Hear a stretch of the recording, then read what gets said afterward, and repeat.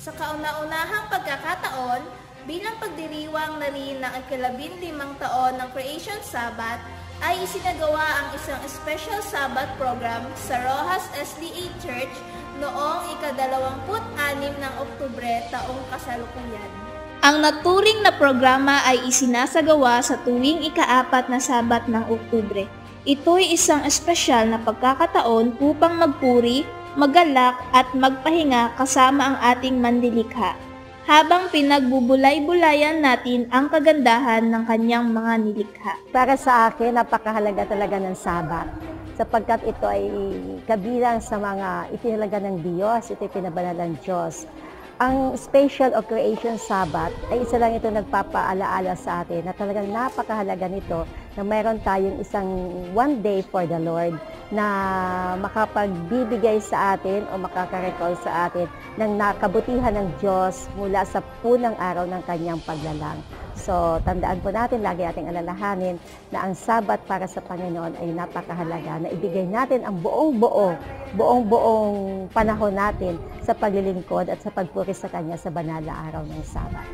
Ito rin ang araw na itinalaga ng Seventh-day Adventist Church upang ipaalala sa atin ang kahalagahan ng pagkilala sa Diyos bilang ating tagapaglikha at ang mga implikasyon nito sa ating pananampalataya at pamumuhay. Isang napakalaking kagalakan sa akin ang programang ito sapagkat muli nating naalaala how God is great, kung paanong kadakilaan ng Diyos sa mga bagay na kanyang nilalang mula una hanggang ika-6 at kung paanong ang araw ng Sabat ay kanyang pinakabanal. Bago nilikha ng Panginoon ang tao, sinikure niya muna ang lahat ng pangangailangan ng tao dito sa lupa. Nawa ay sama-sama nating palakasin ang ating pagkakaisa bilang isang pandaigdigang pamilya sa pagpapahayag ng mabuting balita tungkol sa Diyos at sa kanyang kamangha-manghang nilikha na puno ng buhay at pag-asa sa lahat. Ako po ay natutuwa at talagang sayang-saya ko po ngayong araw ng Sabat na ito na nagkaroon po tayo ng celebration tungkol po sa Creation Sabbath.